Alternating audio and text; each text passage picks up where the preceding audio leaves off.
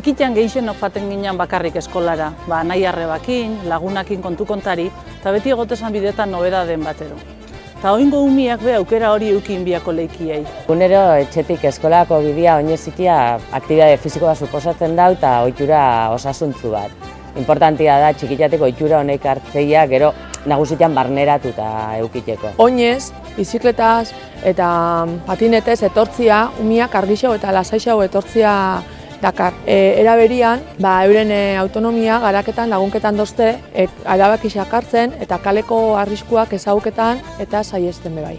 Ikasgelatan ingurumenarekiko errespetua lantzen dugu. Eta errespetuaren praktika hau aurrera eramateko aukera darra da eskolara, oinez, bizikletan edo patinetez fatia. Herri barruan eta eskola inguruan kotxea ebilita, kutsadura handiketan du eta danon esku dau, aire garruxo bat lortzeia.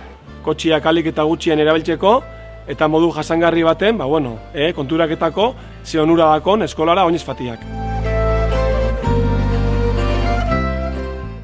Nire guztak itxat eskolara fatia oinez, lagunakin noialako, oso ondo pasain dotelako, azkarrik endotelako ikastolarako bidea, kirola jendot, denpora zaiekin naiz ikastolara. Batetik oinatiko airea garbixo eukiku eta bestetik kalian kotxe gutxi badabitz, guretzat arrisku gutxi hau.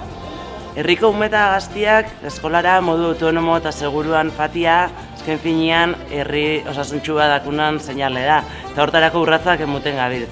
Oñatiko udalan izenean, udaltzaingotik Oñatiko 3 ikastetxetara joaten naiz, eta bertan mugikortasun segurua, bidezkuntza, bezala zautzen dana lantzen dugu.